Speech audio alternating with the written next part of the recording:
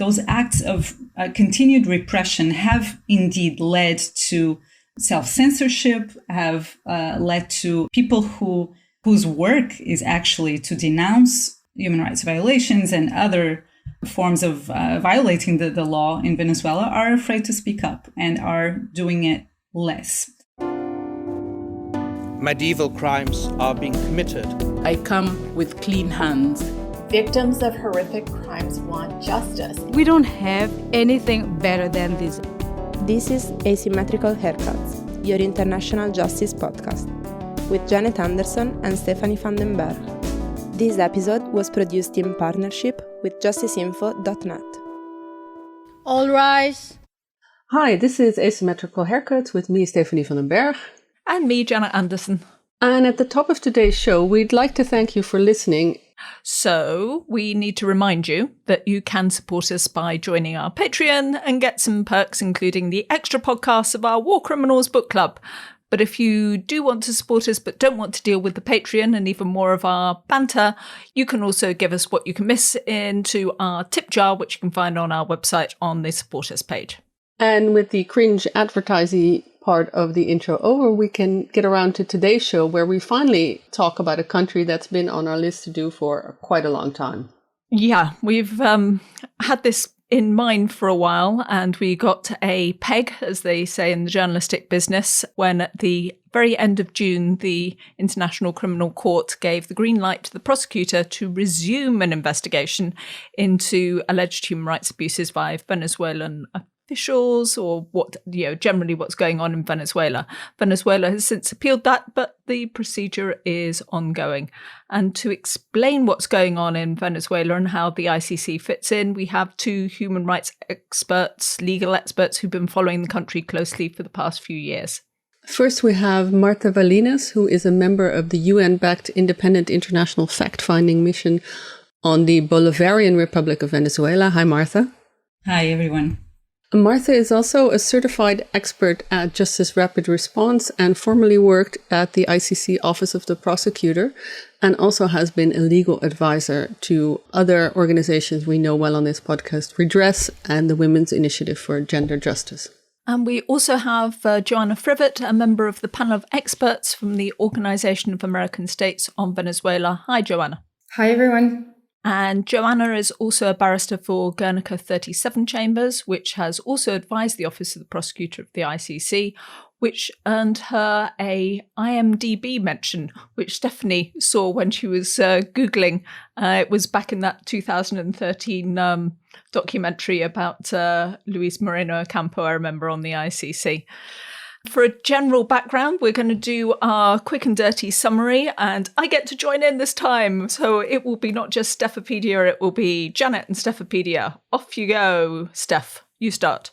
Venezuela is a Latin American country and has been a member of the ICC since the court became a legal reality in 2002. And it was run by Socialist President Hugo Chavez until his death in 2013. And he was well known for his anti-American, anti-capitalist socialist policies, which were quite divisive.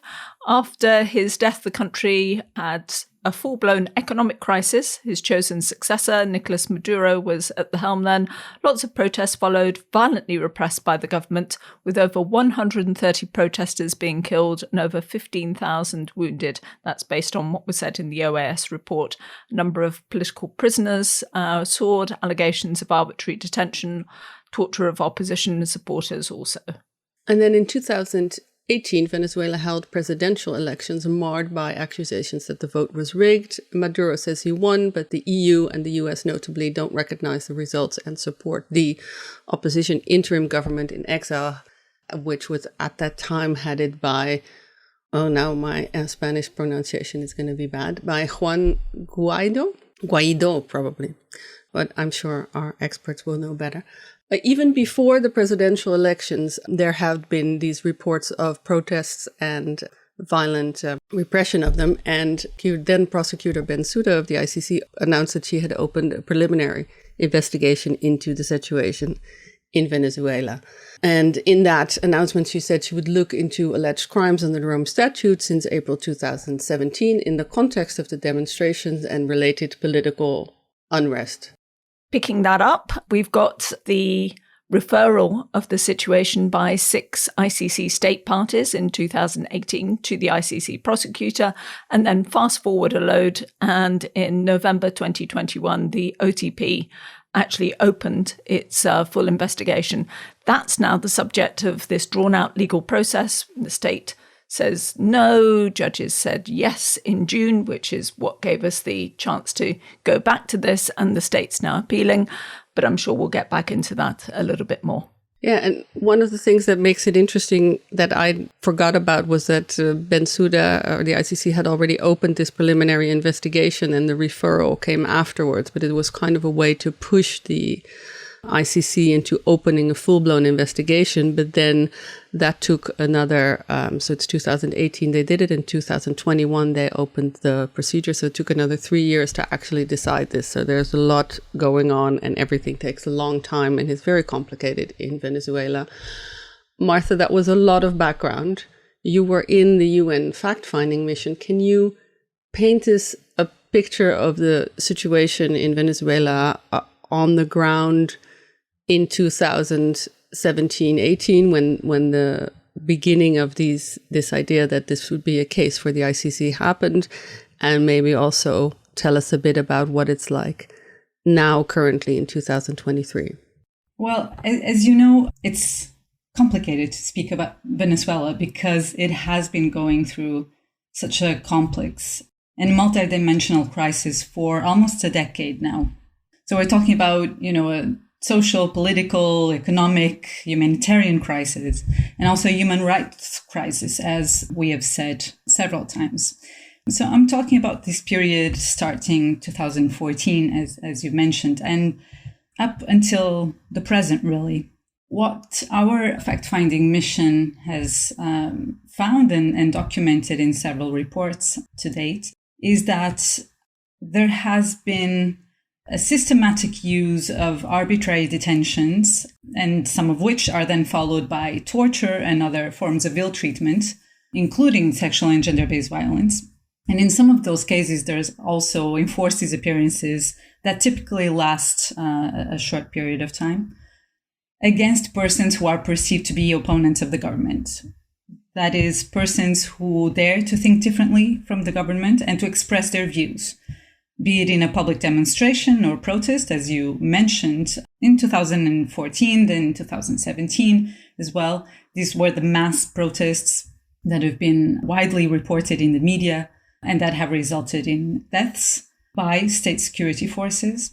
But also, people who are expressing their views in other ways. We're talking about journalists, human rights defenders, social activists, humanitarian workers, and of course, also members of the political opposition. So what we have found and documented is that there has been a continuous effort to quash this opposing and dissenting views to the government in various ways through the type of crimes and human rights violations that I just mentioned to you.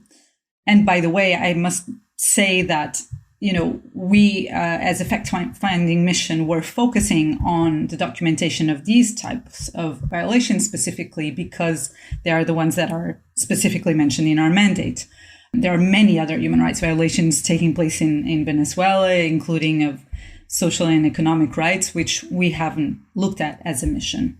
But going back to what I was saying, what we have documented is that there has been this continuous use of arbitrary detentions, sometimes followed by torture in certain detention centers, particularly, which are the ones that are under the control of the civilian and the military intelligence agencies, but not only, but particularly in these detention centers. And this, of course, has led to many of these groups of people that I mentioned to you who want to express their views and sometimes their dissenting views with government policies and decisions, feeling very scared of doing so, right? And what we have found also recently is that those acts of continued repression have indeed led to self-censorship, have led to people who whose work is actually to denounce human rights violations and other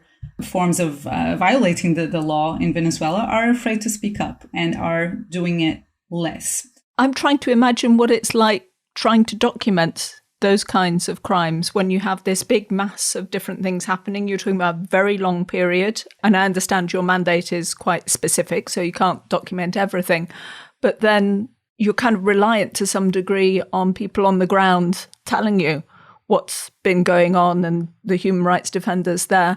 I mean, you're suggesting people will find it even difficult to talk to you or to tell you more about what's going on because they're feeling worried themselves about what may happen to them. I was referring mostly actually to their fear of speaking up publicly and even demonstrating in Venezuela. Of course, this doesn't stop everybody from doing so. And there are very brave individuals, activists, human rights defenders, journalists who continue to doing so. Now, addressing your question of how difficult it is to access this information and if people are afraid to speak with the fact-finding mission, I think, the fact that we always have a discussion, obviously, at the beginning of any interview that we do in terms of consent, the source, to publish their name in our reports or to eventually share the information that they share with us. And we do have many situations where people ask us not to publish their names, and we've done so. You can see in our report there are several sources that are anonymous, and of course we have their names in our database. But we've taken care to try to ensure that confidentiality in the terms that I just explained to you. But even then, people do mention several times that fear of being seen, by the government, especially people whom we speak with and who are still living in Venezuela. And depending on, who they are implicating in what they are telling us about, then they are afraid of being identified, or some of them. And in particular contexts where we've investigated, such as last year, we focused on the Arco Minero del Orinoco region. It's a region in the south of the country dominated by exploitation of natural resources, including gold. And we've documented several human rights violations that are taking place in that region and that are connected to the illegal exploitation of gold. And we've found that in these type of areas where people feel even more vulnerable, then this fear increases. So there's different reasons, be it the person who is trying to do their journalistic work, or to a person who feels completely vulnerable in a remote area of the country and feels completely unprotected by the state security forces precisely, and completely vulnerable to illegal armed groups that are present in that area as well. And so there are several, let's say, sources of fear, yes, which we try to overcome by ensuring confidentiality in our report. But this tells you a lot about the situation in the country and how people do not feel that, the state apparatus, be it the security forces or the judicial system, would protect them. And Joanna, you are also part of an independent group of experts, this time from the Organization of American States. You looked also specifically in the OAS report at this legal protections of people and legal cases against the government's abuses. What can you add to the kind of observations we heard from Marta? What do you see when you research Venezuela for your panel? Is there anything you want to add, or is there any specific thing that you want to highlight on when you are dealing with people in Venezuela? I think I have 3 distinct comments to add to what Marta has said. The first thing that is very specific to the situation in Venezuela is how the judiciary is very involved in the commission of crimes against humanity. And this is something that we always have difficulties to convey and explain when you outline the scope and the types of crimes that we're dealing with. Because it's not just arbitrary detentions. It's very often people who've been arbitrarily detained and then who've gone before a judge who has seemingly legitimized further a detention against an alleged dissident, right? On charges that range anything from treason to theft, made up charges very often. And this is a pattern that has been seen to be widespread and systematic. So what we see from this is that there's a real lack of separation of powers. The authority in Venezuela, very much the state authorities, control the judiciary. And that is very specific to Venezuela. And they do that by controlling the judges of the Supreme Court. And one of the things that we've noted in the last report of the OAS, in which we analyzed in detail the institutional reforms that the government has engaged in over the last 2 years, we've seen that this has actually worsened instead of improving. So the state of Venezuela is advertising itself as being a reforming state, a state in process of reforming legislations that were previously not up to standards. What we've seen is that actually enacted legislations to entrench the lack of accountability against high-level officials. So if I can explain this further, when you understand how the Supreme Court works, the Supreme Court acts as a filtering system for any claims of violations of human rights or crimes against humanity against high-level perpetrators. This means that if you want a situation investigated, you first need to go through the Supreme Court. As a result, if the Supreme Court judges and the Supreme Court panels are politically elected or have any kind of connections or lack of independence or impartiality, these claims just never go through. As a result, you simply have no cases investigated against the high-level perpetrators. The situation currently is that the government has enacted a law to authorize the judges of the Supreme Court their mandate to be extended by 12 years. Where this is previously unconstitutional, now it's extended by 12 years. This means that whoever wins the elections next year, in 2024, it really does not matter, because the high-level perpetrators who could have been investigated or prosecuted or put on trial to have their activities, actions, orders, or superior responsibility analyzed or scrutinized, this will not happen, because the judges who are currently in place will stay for another 12 years. So this is a very dire situation, to say the least. And this is one of the points that you mentioned. You said you had 3 things to add. What are the other 2? I think the ongoing crime situation. Very much we focus on 2014 and 2017 as well, because this is the big wave of protests where the arrests were en masse and the numbers were significant.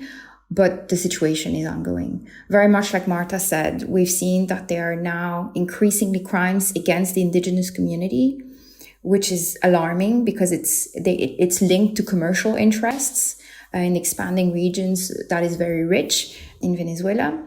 And then the other thing that we see is that we see that crimes are now very much committed as part of a cover-up.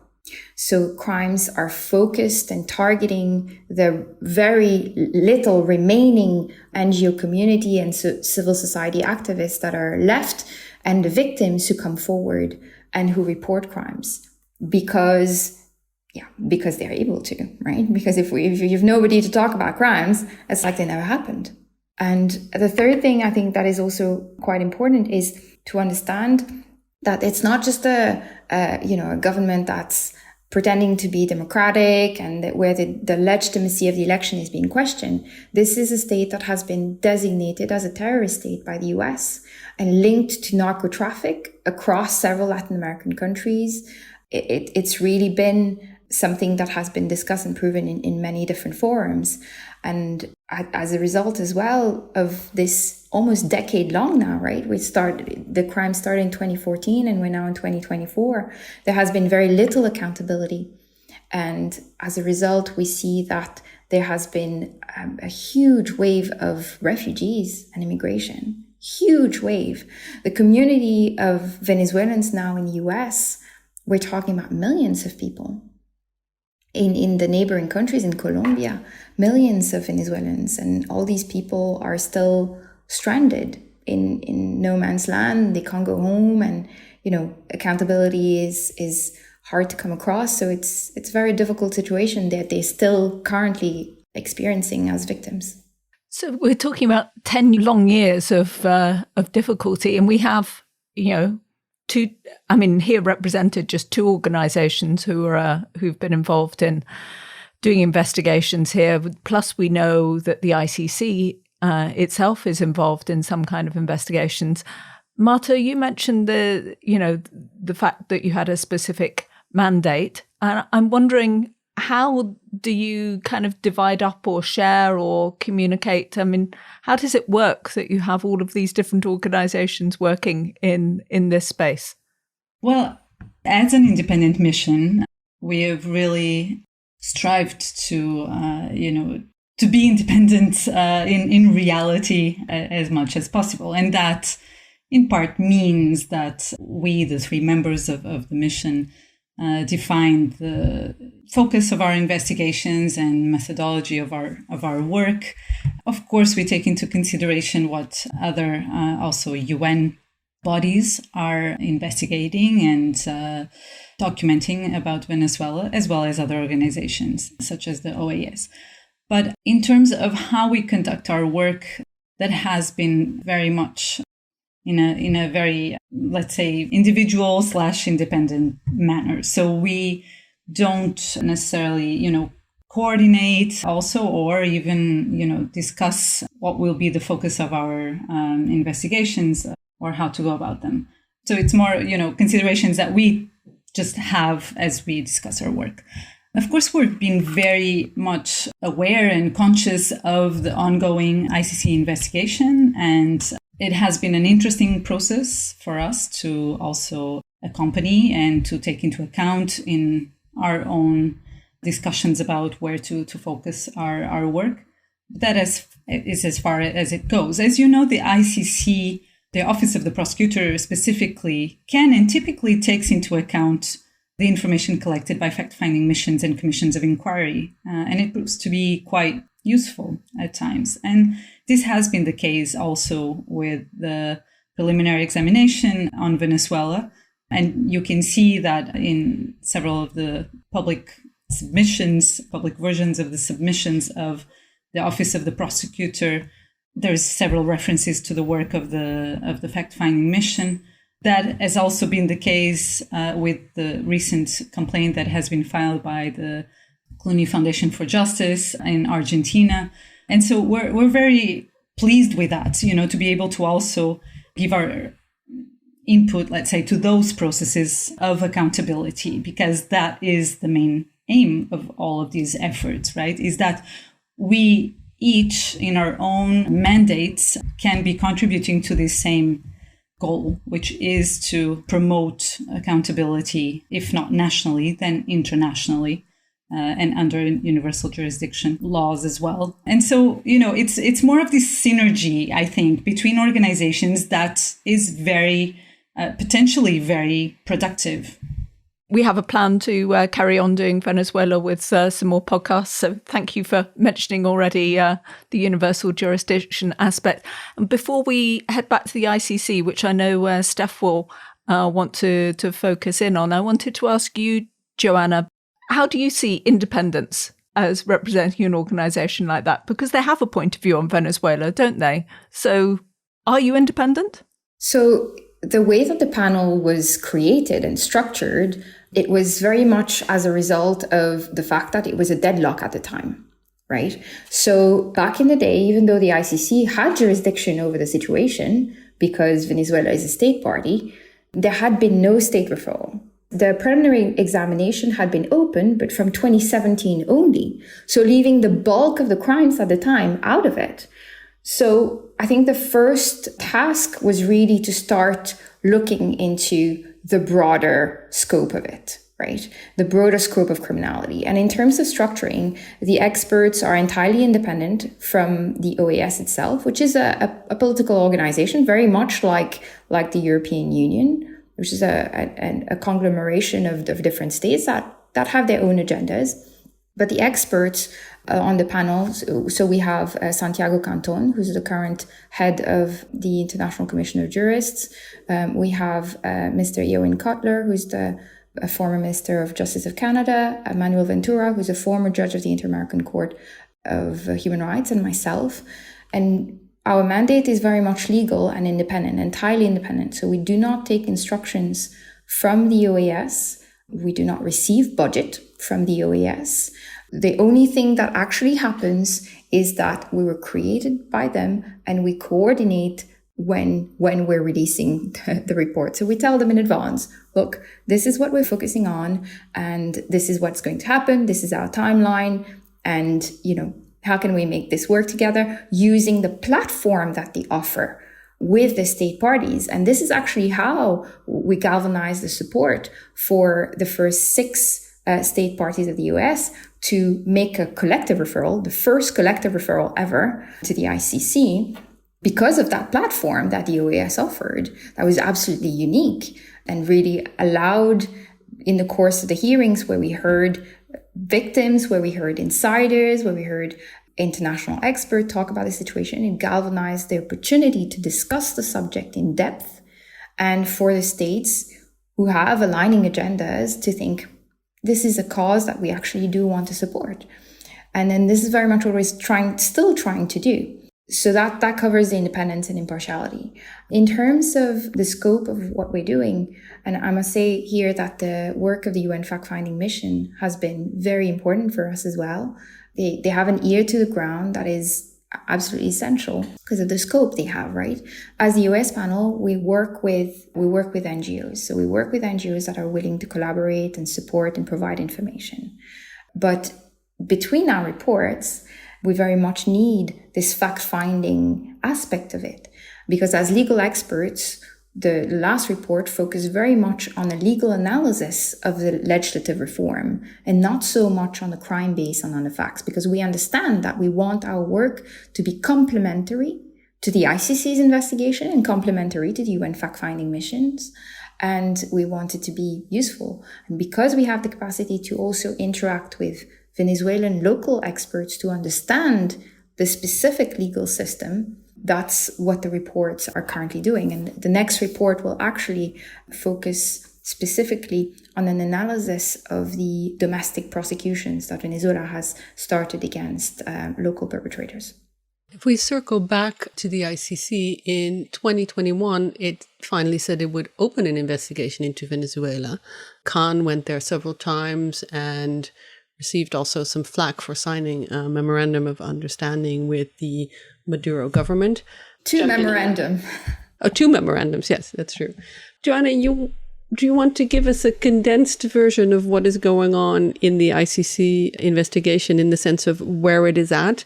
My sense is that they said they would open an investigation in 2021 and then just got kind of marred into all these Venezuelan attempts to delay it by asking deferrals, and that's a whole procedure. And then while they're doing that, they cannot actually investigate. I hope you can tease out some of what is happening there. And also, you mentioned to us that in the preliminary examination, Bensouda said she would only focus on crimes from 2017. Now, for this actual investigation, is the timeline different? Yes. So following the OAS states, the 6 states of the US who referred the situation to the ICC, the preliminary examination itself was broadened by the Office of the Prosecutor to start from the 12th of February 2014, which is when the mass of the civil protest started in Venezuela. So we're looking at now the entirety of the criminal scope of activities. And the territory, the whole of the territory is covered in terms of territorial scope. After the opening of the investigation, almost at the same time, there was this first signing of the Memorandum of Understanding that was, very generic in nature in terms of the fact that it both parties acknowledged that they had different views as to whether the crimes were within jurisdiction, which is fine. Both parties acknowledged that, there needs to be further determination on that. And they acknowledged that there would be efforts by the state of Venezuela to engage in reform, to engage in domestic accountability. So in principle, on paper, it's difficult to argue against the fact that this interferes with justice. However, the optics may seem unpleasant, if you may say so. It is a required part of the work of the ICC prosecutor, because we all understand the difficulties of having to investigate from outside a territory with a country that does not cooperate. And I think probably Prosecutor Karim Khan understands this better than anybody else, because he did represent the government of Kenya at some point and was very aware of the difficulties. So that happened in 2021, and almost immediately we entered into this process of admissibility challenge. Now, the state of Venezuela is entitled to question whether, after the opening of the investigation, is entitled to question whether or not the crimes fall within jurisdiction. And this does not only relate to the type, nature, territorial scope, and temporal scope of the crimes, but also as to whether the state itself is discharging its primary obligations to engage in investigation and prosecutions in a genuine manner. Yeah, this is the infamous complementarity. If you prosecute the crimes yourself, then the ICC cannot step in or should not step in. Exactly. And that's core, absolutely core to the notion of the existence of the court. The court is not there to interfere and to violate sovereignty. The court is there to interfere as an emergency room. That's what it is, the emergency room of justice. When the states cannot deliver or does not want to deliver or is unable to deliver, then the ICC can step in. And that is what was the analysis, the question that was posed to the pretrial chamber examining these facts. Now, in its pleadings before the court, the state of Venezuela has argued, firstly, that it does not acknowledge that crimes against humanity were committed at all, so that the contextual elements are met. So according to them, there may have been violations, human rights violations, as they qualified, but not crimes against humanity, and therefore entirely outside jurisdiction of the ICC. But then, alternatively, even if they are within the jurisdiction of the ICC, they go on to criticize the fact that the referral was made by state parties as a political referral, questioning actually the very principles that underlie the Rome Statute, which the pretrial chamber kicked out very swiftly in 2 paragraphs in their decision. And then they go on to say that they're engaging in reform, institutional reform that the US panel has analyzed, and also in domestic accountability. They have referred so far to about slightly over 800 cases of investigations and prosecutions that have already been started and that are either finished or ongoing against domestic perpetrators from various state authorities. And they've, from what I've read in the public filings, they have provided various types of information to the ICC, to the ICC officer, the prosecutor, and to the pretrial chamber, so that the pretrial chamber can analyze the scope of this. And having analyzed the scope of the information that was translated and provided, the pretrial chamber decided that the admissibility challenge should be rejected and that the office of the prosecutor could proceed with the investigation. Now, of course, one of the comments that the pretrial chamber made is that, well, the information provided was very sparse in relation to these domestic proceedings. As you know, the test is that the ICC prosecutor provides a range of cases that could fall under the jurisdiction and that they would be able to look into. And then the state needs to show that it has engaged and is engaging with the bulk of these cases. And the assessment of the pretrial chamber is that out of all of this range that has been disclosed under Article 12.8 of the Rome Statute, the government of Venezuela is addressing about half of them. But that out of these cases that are being dealt with, most of them relate to 2017. Most of them show significant delays and are focused on low perpetrators only, no high-level, no mid-level perpetrators. And the types of criminality are sometimes not even mentioned. So you would have cases that do not reflect at all the type of criminality that would fall under the ICC, under the ICC's jurisdiction. And that is a very important part, because it has to be, for a case to count, it has to be a case against the same perpetrator for the same criminal activity. And in Venezuela, the crime of persecution is not even a crime under domestic law. So, and this is one of the most common crimes that happens. And so this has all, in a sense, been thrown out. The trial chamber said, no, the prosecutor can continue. But now we have an appeal of Venezuela to that decision? I don't think I've seen that before in that sense. So how does that procedurally work? Can Venezuela appeal such a decision from the trial chamber? Yes, absolutely. It's a proper part of the legal process where the government of Venezuela is given an opportunity to challenge the legal reasoning, of course, on legal points of the pre-trial chamber before the appeals chamber. And if I'm not mistaken, the appeal brief of Venezuela was due 2 days ago on the 14th of August. So I expect that the submission is probably confidential still. As the US panel of experts, we've made a request to submit observations on the appeal in an amicus curiae, but we're waiting for the appeals chamber's decision on the matter. And I think we can easily expect that this will take another, 2 to 3 months, probably running into the winter, with a decision end of the year or early next year. So it's only then that I think you could expect the ICC to actually, ICC Office of the Prosecutor to actually be able to resume active work on the ground. But something else that needs to be mentioned as very interesting is that I think a week or 2 weeks before the pretrial chamber's decision, Mr. Khan visited Venezuela again and signed another memorandum of understanding with the government. And this time, interestingly, the memorandum of understanding was kept confidential. Now, contrary to the first memorandum of understanding, I think that this raises some very serious concerns for the victims, for the simple reason that if you have, to put it simply, if you have a referee in a football match that's supposed to be acting independently and impartially, and the referee signs an agreement with one of the parties, and this agreement is confidential, I mean, how can you realistically expect the other party to have faith in the process? No, justice needs to be done and seen to be done. I think this is an integral part of the process. And I think that is, for me, causes some very serious concerns. And for the victims specifically, because the victims they don't really have the choice. They have no other legal forum for which they can go to put any legal claims. And even though this admissibility process delayed the investigation itself, it was the first time that victims were called upon to give their opinion, the observations that were submitted for the registry's VPRS. And that was a huge deal for Venezuelan victims, to have a legal forum before which they can put their thoughts, their complaints, their expectations. So that's where we're at.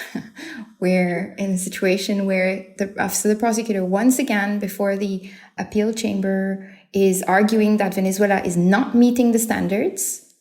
And then we have deals happening that we don't know about.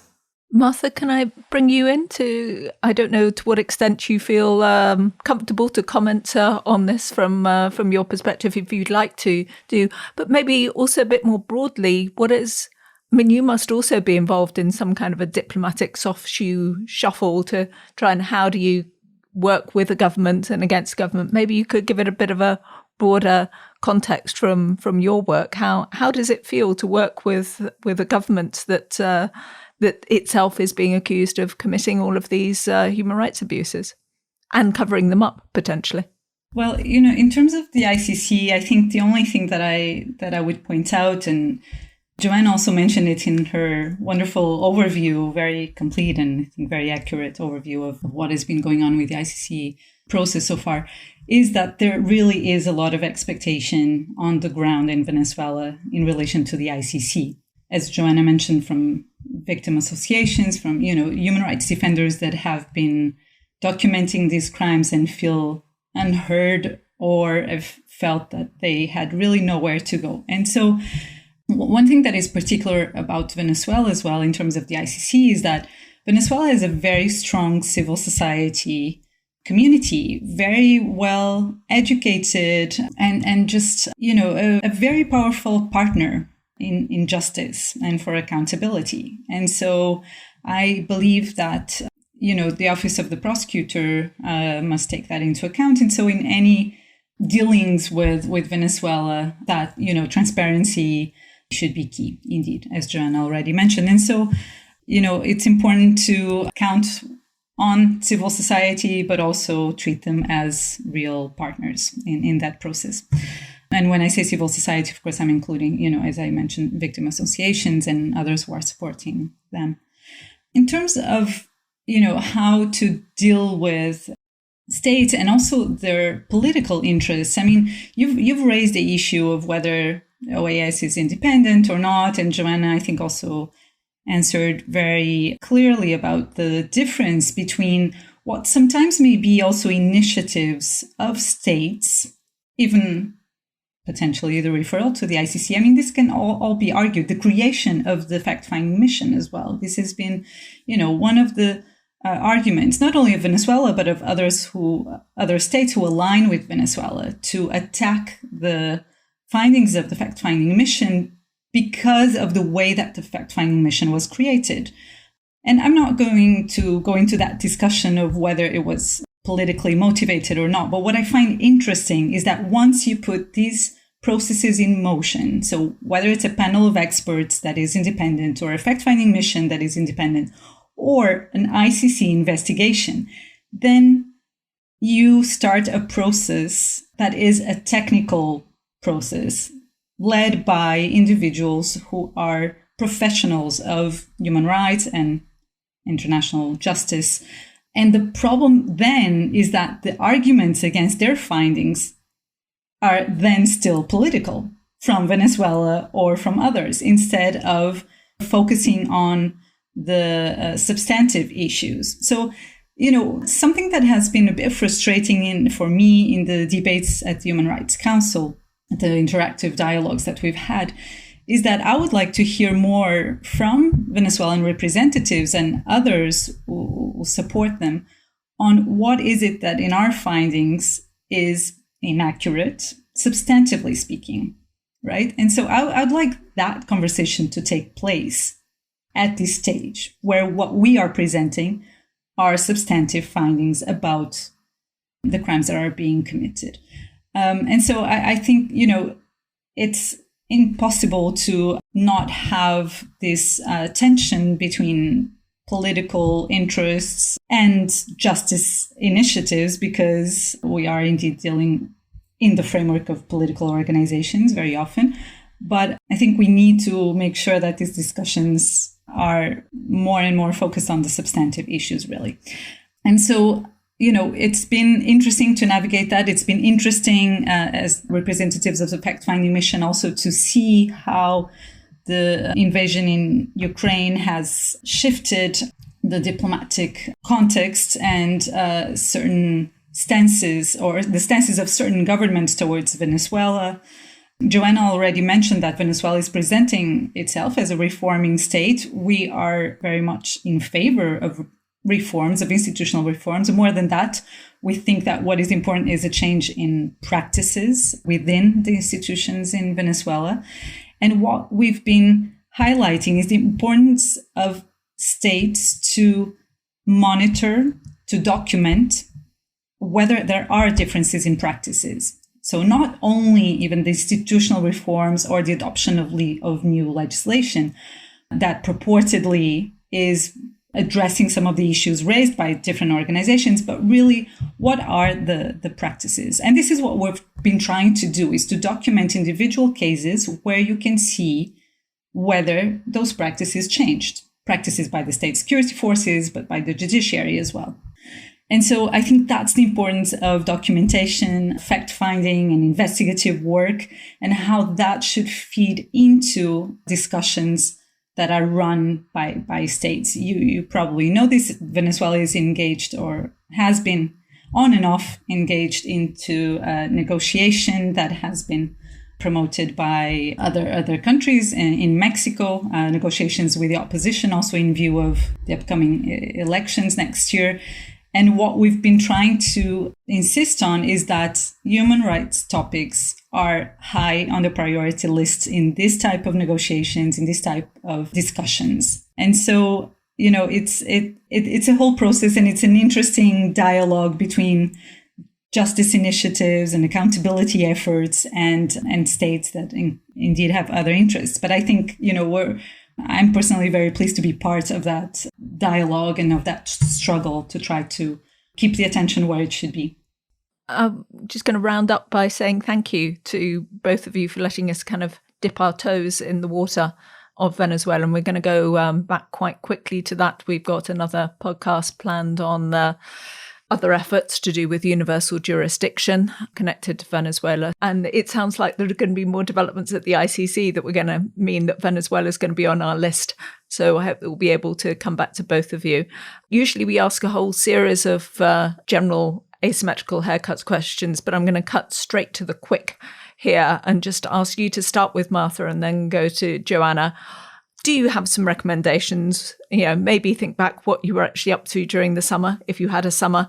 What have you been watching or listening to, or what have you been reading that you'd like to share with the wider asymmetrical haircuts community? It can be about work, anything that you've been doing to work, or it can be something completely other.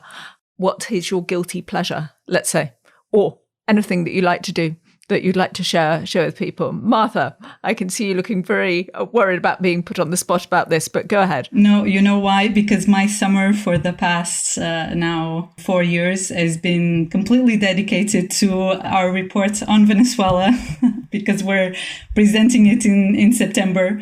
And so as you can imagine, July and August are just crazy months finalizing that. But, I love documentaries, and there are several documentaries on Venezuela. One of them is called A la Calle, streaming on HBO. So there you go. One suggestion. It's about the protests, precisely. Joanna, what are you looking at, listening to, ready to recommend, or what do you do to get away from it all? I'm a big fan of movies. And so 2 movies that I've seen, but recently that have been good, is The Conference. Have you seen The Conference? It's absolutely fantastic. It's about the meeting of the Nazi regime in 1947. And it is during that meeting that they agreed on the structure and the implementation of the final solution. I think that I do recognise it, the Wannsee Conference. Is it documentary, or is it's a kind of partly acted, or am I mixing it up with something else? It's a movie. But what is fantastic about the movie is that the dialogue in the movie is based on the records of the meeting. And when you understand what were the considerations, the financial considerations and the order, because the repression had started 10 years before, in 1937. So it's after 10 years of culmination of this slowly tightening of civil liberties, slowly tightening of human rights and of the lives of these people, how they came to that point. And it's absolutely fantastic also to see the different, the political agendas between the different ministries and different personality types involved. Absolutely fantastic. Wonderful movie. And then the other thing that I've seen recently, and I've actually been involved in the documentary, in the making of this documentary, is a very good documentary called War and Justice. And it's coming out very soon. We've had a kind of a premiere already in Munich. And it's a documentary by a gentleman called Marcus Vetter, and also with a former prosecutor, Luis Marino Campo. And it engages with the question of war and how damaging war is, whether it's legal war or non-legal war. The casualties and the cost to it is so significant that the option of peace, the option of justice, however imperfect, and it is imperfect on so many respects, is still our best option. These are the 2 things I would recommend. Oh, that sounds like something we'd want to see when it comes to The Hague, which I'm sure gets some showing in The Hague. And the conference also sounds like something for our War Criminals book and movie club. I have seen it. I remember comparing it to The Death of Stalin, which is a hilarious movie, not based on reality. I'm thinking, actually, this one's a bit serious. So I think I need to watch it in its own context. And then I'm sure I'll agree with Joanna. Well, thank you both so much for taking time out of, for Martha, a super busy schedule if you have to bring out a report in September. And hopefully we can get back to that report when it comes out in September. And also with Joanna, if there is a decision of the trial chamber, or if your Amici Curiae brief is allowed and you get to speak in front of the ICC, we'd love to meet up with you in The Hague as well. So thank you both so much for taking the time. Thank you. The OAS is presenting the next report in November in Washington, focusing on the crimes, so we'll see. This was Asymmetrical Haircuts, your international justice podcast, created and presented by Janet Anderson and Stephanie van den Berg. This episode was produced in partnership with justiceinfo.net, an independent site covering justice effort for mass violence. Music is by audionautics.com, and you can find show notes and everything about the podcast on asymmetricalhaircuts.com. This show is available on every major podcast service, so please subscribe, give us a rating, and spread the word.